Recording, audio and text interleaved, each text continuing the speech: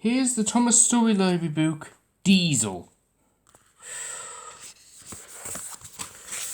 He was an engine who played tricks on other engines, so nobody liked to work with him. And he even once got Duck into trouble for something he hadn't done.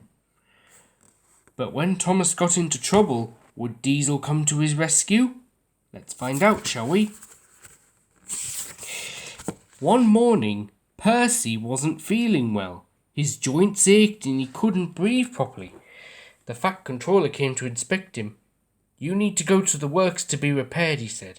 "I'll have to get another engine to do your work until you're better." The Fat Controller phoned other railways to see if anyone could spare an engine. But the only available engine was Diesel. The Fat Controller didn't want to use Diesel because the last time he'd worked at his station, he had caused so much trouble that he had been sent away in disgrace. But as no other engine could help out, Diesel had to do. The next day, Diesel came to the station to collect the troublesome trucks. Thomas was not happy to see him because Diesel had played so many tricks on him before. Should it have been Duck?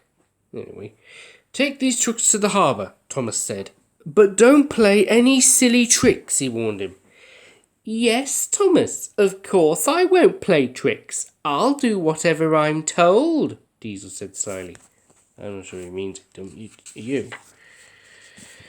The troublesome trucks teased Diesel. "Yes, Thomas, of course I won't play tricks. I'll do whatever I'm told," they said in Diesel's voice. See where this is going, can you? Diesel was angry. "I'll teach you," he roared, and he bumped them roughly, sending them flying into a siding.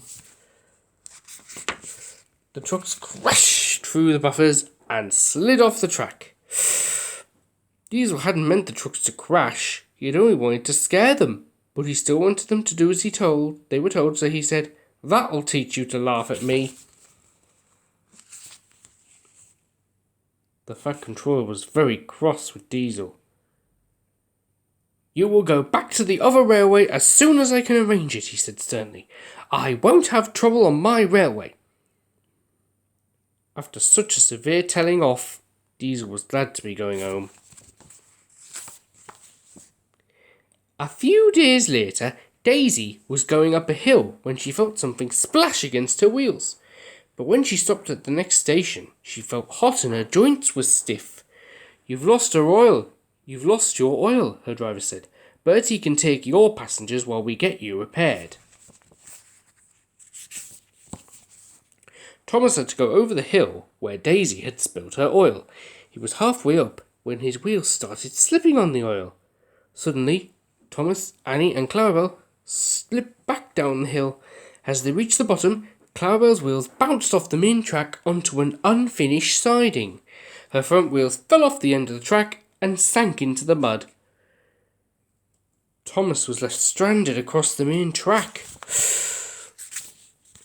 Diesel was at the next station waiting to go home. He laughed when he heard what had happened, but then he realised that Thomas was blocking the track so he couldn't get past. "Bother," Diesel said crossly. "I'll have to help Thomas or I can't get home." Workmen cleaned the oil off of the tracks. Then they put sand on them to help Diesel grip them. Diesel moved slowly forward and was coupled to Thomas. Wooden railway sleepers were put under Clarabel's wheels, so she could be pulled back onto the rails. "Thank you for coming to help, Diesel," said Thomas. "We could have been stuck here all day." Diesel gripped the sanded rails and pulled with all his strength. Slowly and carefully, he pulled Thomas, Annie and Clarabel back onto the main track. "Well done, Diesel," said Thomas. "You have been a really useful engine." Diesel smiled. It felt good to be helpful for a change instead of always causing trouble.